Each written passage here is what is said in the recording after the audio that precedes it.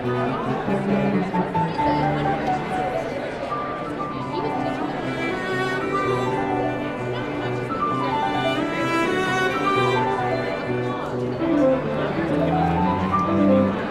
good afternoon, ladies and gentlemen, and welcome. My name is Alan Bernstein, and I have the really distinct pleasure of serving as the president of CFAR. And it's wonderful to see so many people here. I know that we're all going to enjoy the event later on this evening. I know I'm really excited about it. I've long been a fan of the Griffin Trio and listening to Julie Nasrallah on radio, so I think these are two Canadian gems, or 4 Canadian gems, depending how you count it. And so I think we're in for a real treat. And CFAR Fellows Laurel Trainer from McMaster and Robert Zatori from McGill are 2 of the world's leading neuroscientists who are going to present, I hope and I think, compelling stories about the science of music and the brain. And so I don't know about all of you, but whenever I think about music, which to me is the most abstract of the arts, it's always amazing to me that music can evoke such powerful emotions in us.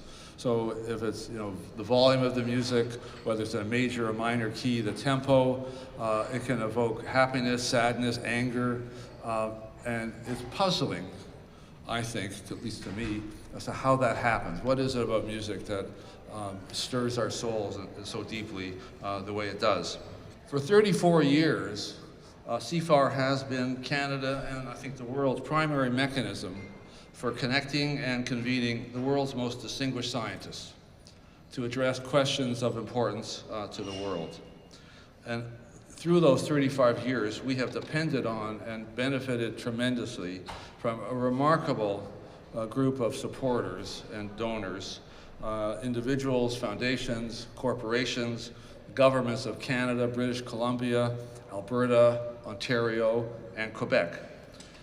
But the gift I'm about to announce is the single largest gift in CFAR's 34-year history. I'm very excited to announce that the Azrieli Foundation has very generously decided to contribute $10 million to CFAR.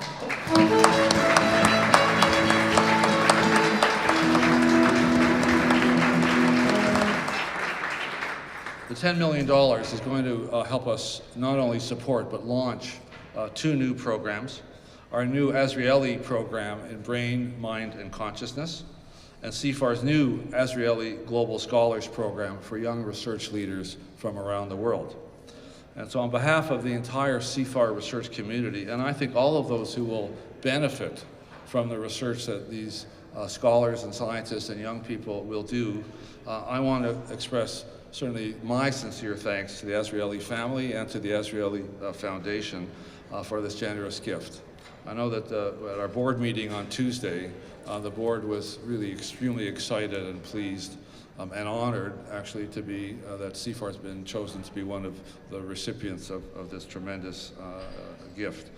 I think it is important recognition of the work that CFAR does in bringing together some of the most extraordinary minds to create a better world.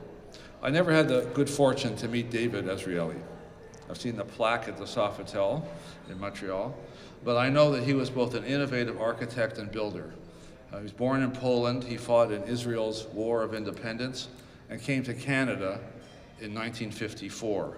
The 2 companies that he created, CanPro Investments in Montreal and the Azrieli Group in Tel Aviv, became leaders in their field and have designed and developed countless projects, including the very prestigious Azrieli Center in Tel Aviv.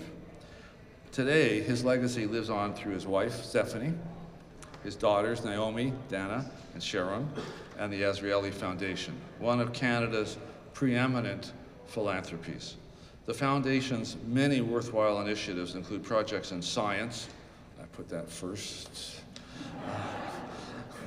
education, architecture and design, the Jewish community, Holocaust commemoration and education, and if any of you have seen the books that have been written by Holocaust survivors, if you haven't seen those books, you should. It's an amazing collection of memoirs of people who lived through and survived the Holocaust. They're just amazing, and the arts.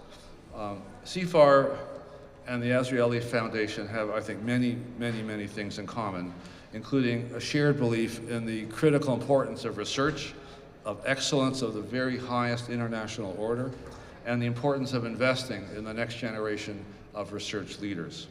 The Azrieli program in Brain, Mind, and Consciousness brings together some of the world's preeminent researchers and philosophers from Canada, the US, the UK, Australia, and elsewhere to explore one of the most profound questions of our time and of humanity, consciousness, and the relationship between our brain as 2 kilograms of tissue and our mind as a concept.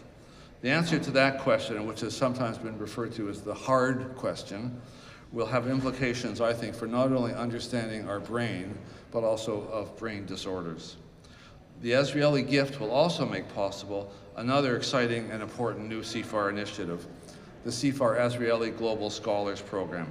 This program will bring together young research leaders from around the world, provide them opportunities to interact with other CFAR fellows, some of the world's very best researchers, kickstart their research with $100,000 of unrestricted research dollars, and help them develop the necessary skills to become the next generation of research leaders. Next week, this coming Thursday and Friday, actually, we will be interviewing the very first round of candidates who have come from all over the world here to Toronto to be interviewed.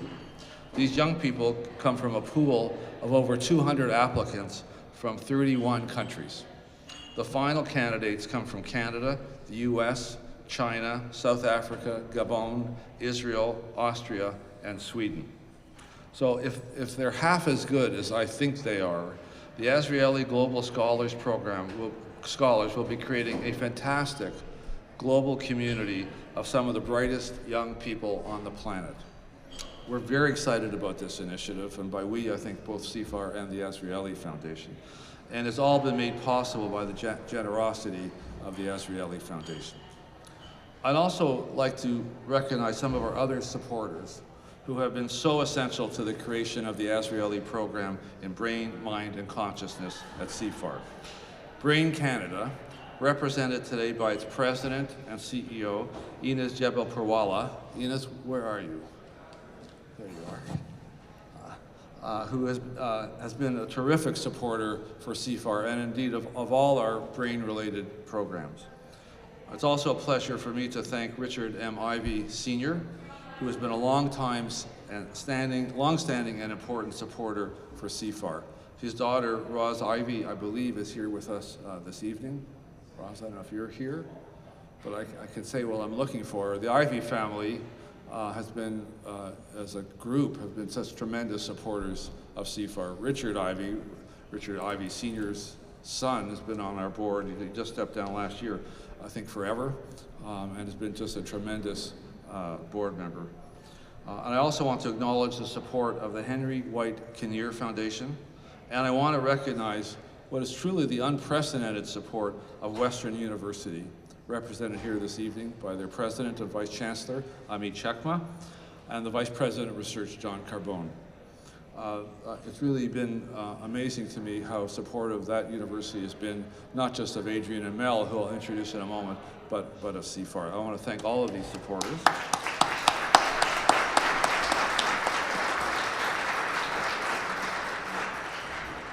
But I've left to the last a special thanks to Michael and Sonia Kerner for their generous support of this new program.